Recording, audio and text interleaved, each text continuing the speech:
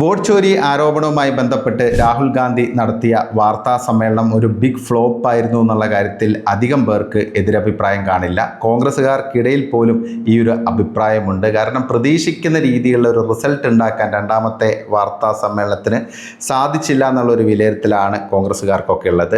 അതുമാത്രമല്ല, വലിയൊരു ഹൈപ്പ് സൃഷ്ടിക്കാൻ രാഹുൽ ഗാന്ധിക്ക് കഴിഞ്ഞിരുന്നു. കാരണം ഹൈഡ്രജൻ ബോംബ് പൊട്ടിക്കാൻ പോകുന്നു, രാജ്യം കുലുങ്ങാൻ പോകുന്നു, നരേന്ദ്രമോദിക്ക് ഇതിനു ശേഷം ജനങ്ങളുടെ മുഖത്ത് നോക്കാൻ പറ്റില്ല എന്നൊക്കെയായിരുന്നു രാഹുലിൻ്റെ അവകാശവാദം.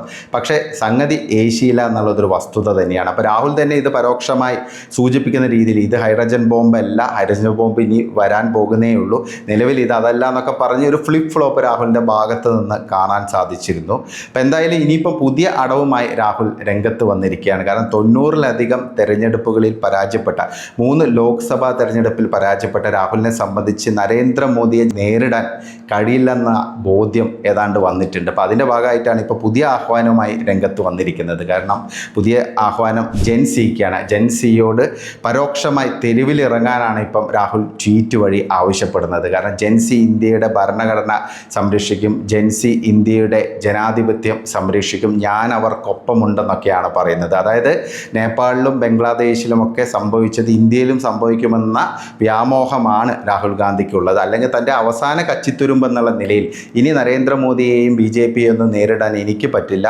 അപ്പോൾ നിങ്ങൾ ഇറങ്ങൂ, അതായത് ഇന്ത്യയിലെ യുവത ഇറങ്ങൂ എന്നൊക്കെയാണ് ഇപ്പോൾ രാഹുൽ ആവശ്യപ്പെട്ടുകൊണ്ടിരിക്കുന്നത്. പക്ഷേ രാഹുലിന് ഒരു കാര്യം തെറ്റി. കാരണം ഇന്ത്യയിലെ ജെൻസി അല്ലെങ്കിൽ അന്നത്തെ ചെറുപ്പക്കാർ 2012-ലും ഇറങ്ങിയിരുന്നു.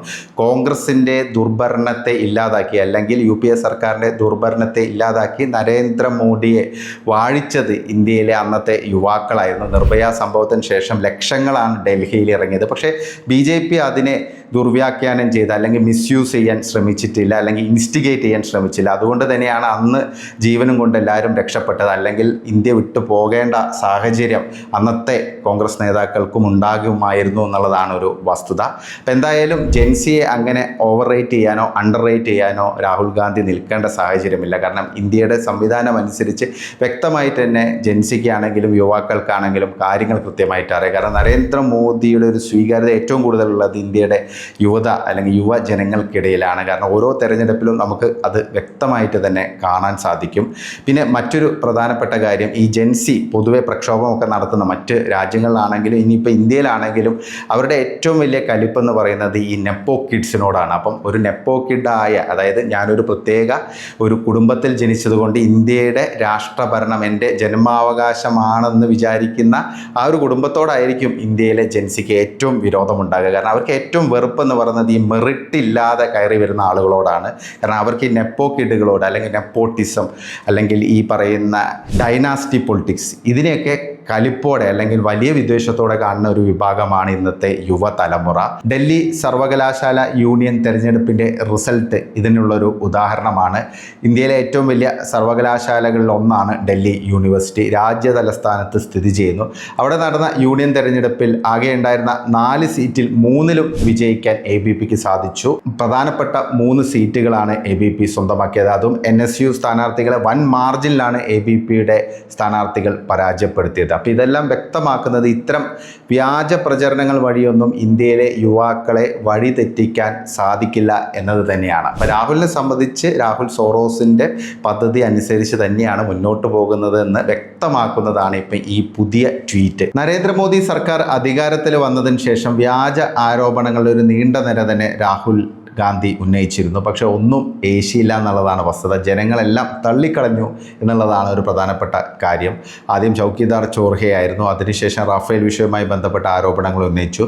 പിന്നെ കർഷക സമരത്തിൻ്റെ പിൻബലത്തിൽ ജനങ്ങളെ തെറ്റിദ്ധരിപ്പിക്കാൻ ശ്രമിച്ചു, CAA സമരമുണ്ടായി. ഇതെല്ലാം പൊളിഞ്ഞ് പാളീസായി. പിന്നെ തെരഞ്ഞെടുപ്പ് കമ്മീഷനിലേക്ക് മാറി. അതിനു മുമ്പ് ആദ്യം വോട്ടിംഗ് മെഷീനായിരുന്നു പ്രശ്നക്കാർ, ഇപ്പോൾ അത് മാറി വോട്ടർ ലിസ്റ്റായി പ്രശ്നം. അപ്പോൾ അതിനിപ്പം അടുത്ത ഘട്ടത്തിലേക്ക് കടക്കുന്നു എന്നുള്ളതാണ് ഇപ്പം നമുക്ക് മനസ്സിലാക്കാൻ സാധിക്കുന്നത്. കാരണം ഇനി എനാർക്കി, അതായത് അരാജകത്വം രാജ്യത്ത് സൃഷ്ടിച്ച് യുവാക്കളെ തെരുവിലിറക്കി അധികാരത്തിലൊരു മാറ്റം കൊണ്ടുവരാൻ പറ്റും, അല്ലെങ്കിൽ തൻ്റെ സ്വപ്നമായ പ്രധാനമന്ത്രി പദം അതുവഴി നേടിയെടുക്കാൻ പറ്റുമെന്നാണ് ഇപ്പം രാഹുൽ വിചാരിക്കുന്നത്. എന്തായാലും ഇന്ത്യയാണ്, രാഹുലിന് വ്യക്തമായിട്ട് ഇന്ത്യയെ മനസ്സിലായിട്ടില്ല എന്നുള്ളതാണ് പ്രശ്നം. അതാണ് ഇത്രയും തെരഞ്ഞെടുപ്പുകളിൽ തുടർച്ചയായിട്ട് പരാജയപ്പെടുന്നത്. ഇപ്പോഴും ആ ഒരു പഴയ മനോഭാവമാണ് നെഹ്റു കുടുംബത്തിനുള്ളത്. കാരണം ഞങ്ങൾ ഇന്ത്യ ഭരിക്കാൻ യോഗ്യരായുള്ള അല്ലെങ്കിൽ ജന്മാവകാശം പോലെ ഇന്ത്യ ഭരിക്കാൻ അർഹതയുള്ളവരാണെന്ന് അവരിപ്പോഴും ചിന്തിച്ചുകൊണ്ടിരിക്കുക. എൻ്റെ ഉപ്പുപ്പാക്ക് ഒരു ആനുണ്ടായിരുന്നു എന്നുള്ളൊരു സാഹചര്യത്തിലാണ് കോൺഗ്രസ് നിൽക്കുന്നത്. എന്തായാലും ഇന്ത്യയിലെ ജനങ്ങൾ ഇതിന് വ്യക്തമായ ഒരു മറുപടി നൽകും. അടുത്ത തെരഞ്ഞെടുപ്പുകളിൽ, പ്രത്യേകിച്ച് ബീഹാർ തെരഞ്ഞെടുപ്പിൽ നമുക്കത് കാണാൻ സാധിക്കുമെന്നാണ് പ്രതീക്ഷിക്കുന്നത്.